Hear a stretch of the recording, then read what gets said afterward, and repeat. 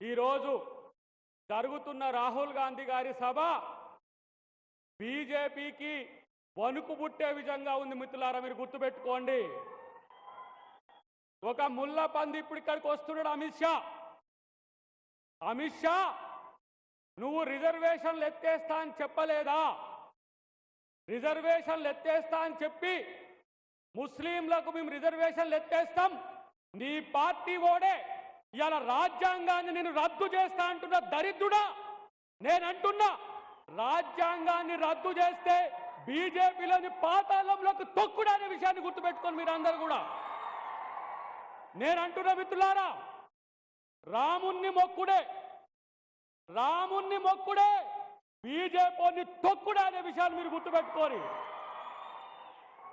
ఎవడబ్బ సొమ్మిరా రిజర్వేషన్లు? మోడీ ఇచ్చిండా? అమిత్ షా ఇచ్చిండా? ఆర్ఎస్ఎస్ ఇచ్చిందా? బీజేపీ ఇచ్చిందా? ఇవాళ మీరు రిజర్వేషన్లు రద్దు చేస్తామంటాం. రాజశేఖర్ రెడ్డి గారు ఎవరికి రిజర్వేషన్లు ఇచ్చిండు? ముస్లింలలో వెనుకబడిన తరగతులకు రిజర్వేషన్లు ఇచ్చిండు. ముస్లిం రిజర్వేషన్లు ఇచ్చామని చెప్తాడు ఇటు దరిద్రుడు అమిత్ షా. నేను అంటున్నా మిత్రులారా, ఈరోజు వాడే మన రాష్ట్ర ముఖ్యమంత్రి మీదకి ఇవాళ పోలీసులు పంపించిండు. అమిత్ షా రేవంత్ రెడ్డి వెంట్రుక కూడా మీకలేవు, నువ్వు గుర్తుపెట్టుకో. నీవు ఫేక్ వీడియో లక్షలు తయారు చేసిన నీ పార్టీ లక్షలు తయారు చేసి గాంధీ కుటుంబం మీద, సోనియా గాంధీ గారి మీద, కాంగ్రెస్ మీద ఇలా అబద్ధాలు చెప్పిన మీరు ఎవరో ఫేక్ వీడియో క్రియేట్ చేస్తే రేవంత్ రెడ్డి గారి మీద హోంశాఖ ఇవాళ కేసు పెడుతుంది. ఢిల్లీ పోలీసులు గాంధీ భవన్కి వస్తారు. అంటే మీరు అబద్ధాలు ఫేకులు చెప్పిన వాళ్ళు మీరైతే రేవంత్ రెడ్డి గారి మీదకి వస్తున్న పరిస్థితి మేము చూస్తున్నాం. ఒక విషయం మిత్రులారా గుర్తుపెట్టుకోండి, ఇవాళ ఇక్కడ ఇది కొమరం భీం గడ్డ. కొమరం భీం గడ్డ నిజామాన్ని తరిమి కొట్టిన గడ్డ ఇది. ఇవాళ బీజేపీని తరిమి కొట్టిన గ్లేమో మనం ఆలోచించండి. నేను అంటున్నా ఇవాళ మేము హిందువులం అంటున్నారు. ఏం రాముడు మీకు చిన్నయ్యా? సీత మీకేమైనా చిన్నమ్మారా?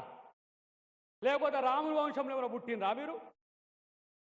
వీనికి హిందూ అంటే తెలియదు, హిందూ మతం ఎప్పుడు పుట్టిందో తెలియదు, రాముడు ఏం చేసిందో తెలియదు. ఇవాళ నేను అంటున్నా, మోడీ సీత కొరకు రాముడు ఎంత విలవిలలాడిండో మేము చూసినాం. ఇవాళ నీ సీతమ్మను నువ్వు ఏలుకోవట్లే, నువ్వు మోడీవి, నీ భార్యను కూడా ఏలుకోలేనివి ఈ దేశం ఎట్లా వెళ్తావో మీరు ఆలోచించాల్సిన అవసరం ఉన్నది.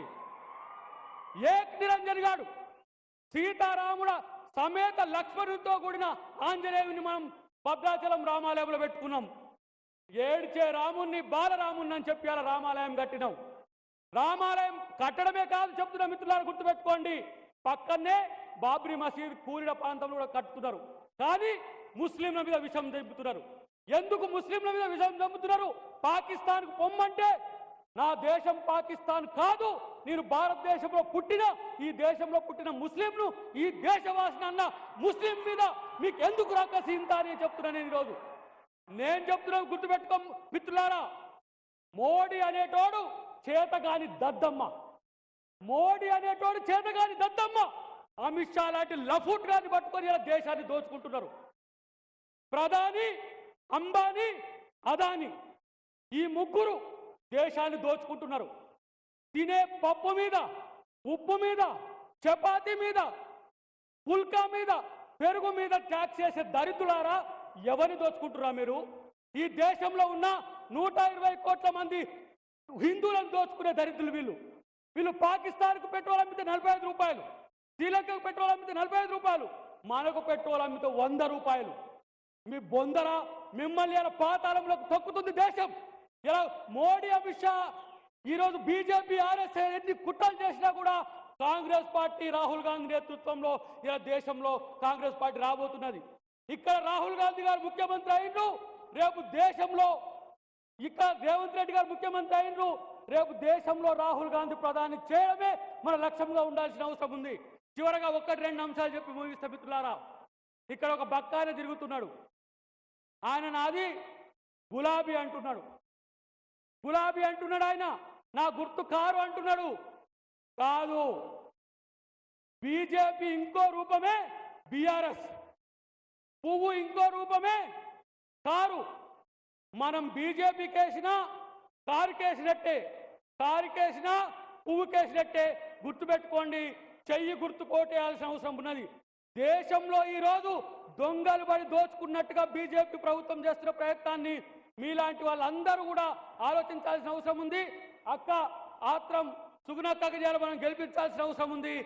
ఈరోజు మీరందరూ కూడా ఒక కంకణబద్దులై కాంగ్రెస్ పార్టీకి పనిచేయాలని చెప్పి విజ్ఞప్తి చేస్తూ జై కాంగ్రెస్, జై కాంగ్రెస్.